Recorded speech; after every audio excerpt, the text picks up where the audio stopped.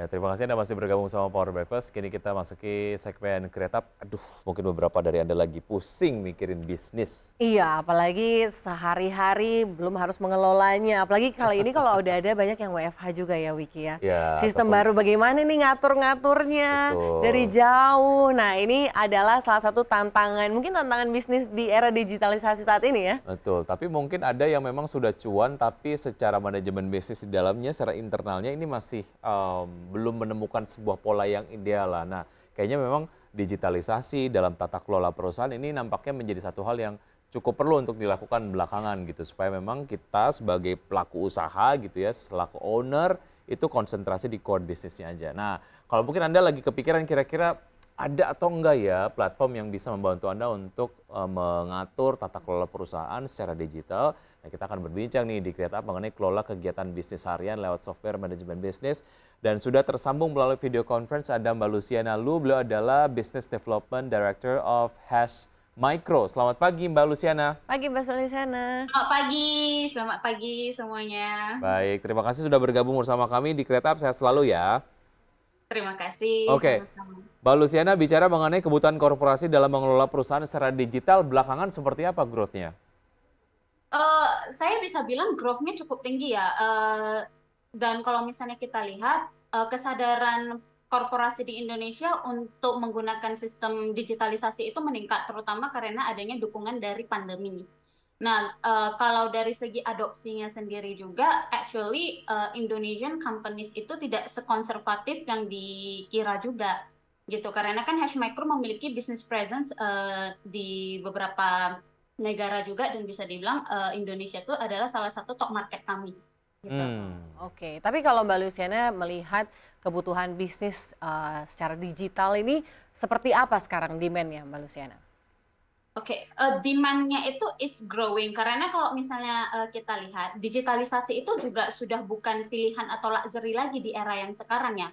Jadi digitalisasi itu sudah lebih seperti sebuah kebutuhan, di mana kebutuhan untuk digitalisasi itu kalau misalnya makin dikesampingkan oleh perusahaan, maka dia akan semakin berat beban yang dia pikul. Ibaratnya sebuah bangunan yang tidak memiliki fondasi yang kuat, dia akan selalu goyang gitu. Apalagi jika perusahaan tiba-tiba dihadapkan dengan situasi yang tidak terduga seperti pandemi, pencurian data oleh karyawan tanpa digitalisasi, eh, hal tersebut akan susah sekali dikontrol Oke. gitu. Belum lagi tanpa digitalisasi membuat perusahaan lebih susah untuk melakukan skalabilitas dan succession planning karena semua informasi hanya terpentok di satu orang saja. Apalagi kan sekarang banyak perusahaan yang juga sudah dalam proses pendanaan investor gitu. Dan mereka akan sering sekali membutuhkan data-data yang ada di dalam sistem seperti sistem ERP agar dapat memberikan on-demand information yang dibutuhkan investor secara real time. Nah, hal ini juga meningkatkan kepercayaan investor ya and confidence-nya terhadap perusahaan mereka. Oke, sejauh mana tata kelola secara digital juga ini akan mempengaruhi apa namanya efektivitas ataupun mungkin secara pendapatan gitu ya, karena kalau ngomongin soal tata kelola perusahaan secara digital dari yang konvensional itu kan memerlukan sebuah investasi yang dilakukan begitu ya. Nah mungkin Anda punya hitung-hitungan kira-kira untuk sebuah perusahaan yang melakukan tata kelola secara digital itu seperti apa perbandingan performa dari perusahaan tersebut dibandingkan dengan yang konvensional gitu. Oke, kalau dari segi performa, kita bisa ukur dari segi fokus perusahaan. Jadi kita bagi ya performa itu menjadi beberapa segmen. Yang pertama itu bisa dibagi secara fokus perusahaan. Yang kedua itu kita bisa bagi secara produktivitas perusahaan. Yang juga kita bisa bagi secara security dan juga cost savings gitu. Jadi performa perusahaan yang masih konvensional, ketika mereka menentukan fokusnya itu uh, mereka akan terperangkap dalam situasi firefighting di mana every day is a battle karena banyak sekali celah ataupun efisiensi yang terjadi di perusahaan tersebut. Dibandingkan perusahaan yang sudah digital, mereka cenderung lebih rapi, fondasinya lebih kuat, dan mereka akan lebih berfokus pada micromanagement, future planning, and risk management gitu. Nah, dari segi produktivitas juga kita bisa lihat itu akan sangat berbeda ya. Umumnya proses kerja yang konvensional itu kan sangat monoton Jadi karyawan cenderung mereka merasa jenuh, mereka tidak bebas berinovasi, dan sebaliknya jika mereka sudah melakukan digitalisasi, pekerjaan yang dulunya manual itu dapat terselesaikan dengan lebih cepat, retensi karyawan meningkat, karena ada loyalty and career fulfillment yang dirasa cukup, maka mereka juga akan perform better for the company. Hmm.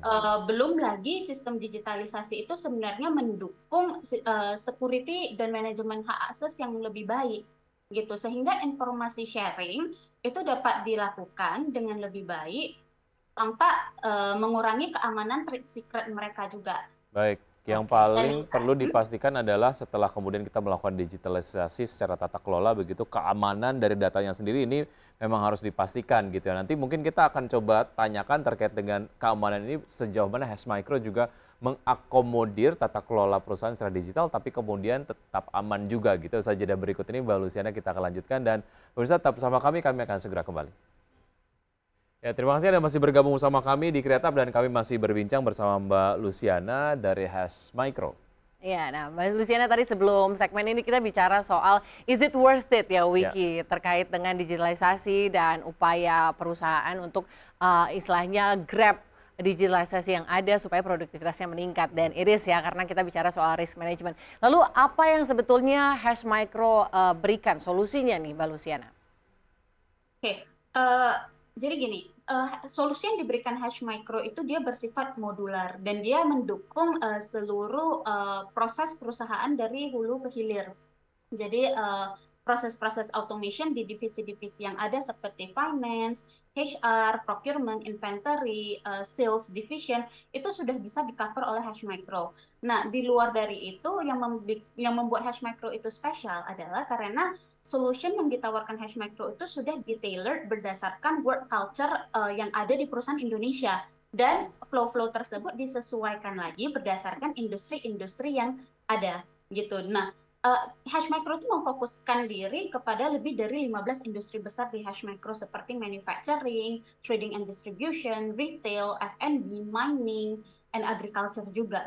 Dan masih banyak lagi, we are even in the government sector gitu. Nah, jadi kalau Hash Micro dari segi jasa yang ditawarkan Hash Micro itu sebenarnya kami tidak hanya berjualan teknologi ya. Jadi kami tidak hanya berjualan solusi, tapi sebenarnya kami juga berjualan dari segi layanan karena di Hash Micro itu segala implementation ERP itu dikawali oleh konsultan-konsultan yang sudah certified. Nah, konsultan ini akan memberikan advice bagaimana best standard practice di perusahaan klien kami itu sebaiknya dilakukan berdasarkan standar-standar internasional juga. Lalu dari sana kami juga dapat membantu membuatkan blueprint juga. Baik, singkat serapannya sejauh ini seperti apa dan target Hash Micro ke depan seperti apa Mbak Luciana? Oke, jadi kalau dari target Hash Micro ke depan sih kami berharap untuk dapat lebih mengembangkan inovasi kami lagi ya. Jadi kami ingin lebih memberikan nilai dan kualitas ke lebih banyak clients lagi and potential clients karena our clients profit matters to us juga. Nah, dari situ juga Hash Micro berharap untuk lebih aktif lagi untuk mengedukasikan pentingnya ERP di perusahaan baik dari sisi sosialisasi ke para pengusaha Indonesia dan juga dari sisi akademiknya. Nah, di 2023 Hash Micro juga sedang fokus untuk memperkuat branding kami sehingga suatu hari kami dapat menjadi household brandnya ERP di kawasan Asia Pasifik dimulai dari Indonesia. Gitu. Jadi kalau misalnya perusahaan berpikir untuk mengimplementasikan sistem ERP baru di perusahaan mereka ataupun melakukan upgrade dari sistem yang lama, maka nama Hash Micro yang akan duluan muncul di benak mereka. That's our humble plan. Baik, menarik. Semoga memang target-target dari Hash Micro sendiri dapat terlaksana begitu ya. Mbak Luciana, terima kasih sudah bergabung bersama kami di Kreatif. Sukses untuk Anda, sampai jumpa.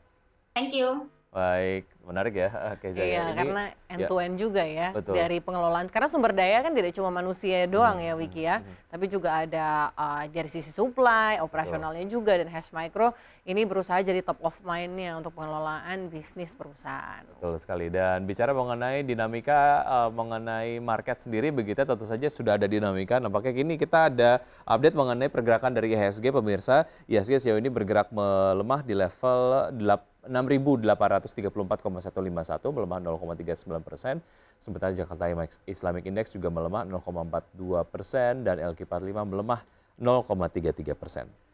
Selanjutnya kita akan simak dari top gainers di sesi perdagangan pada pagi hari ini ada BBNI Oh, maksud kami PV, GGRM, Telkom, dan juga ada BBTN masing-masing 28%, 5,98, 0,26 dan 1,49%. Seperti itu saham-saham yang masuk dalam jajaran top losers diantaranya adalah Bank Mandiri, Bank BRI, BSBK dan juga Bumi dengan pelemahan masing-masing seperti yang Anda dapat saksikan di layar televisi, dan kita akan lihat bagaimana pergerakan sektoral pagi hari ini.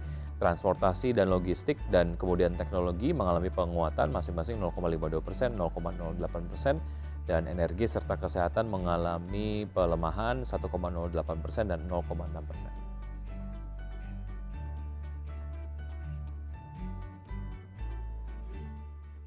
Ya baik pemirsa, 90 menit sudah kami menemani Anda dalam Power Breakfast. Ya, semoga pembahasan hari ini dapat menjadi referensi dan sumber informasi untuk Anda. Tetap perbarui informasi Anda hanya di IDX Channel, your trustworthy and comprehensive investment reference. Saya Wiki Adrian. Dan saya Kezia 7. See you in the morning.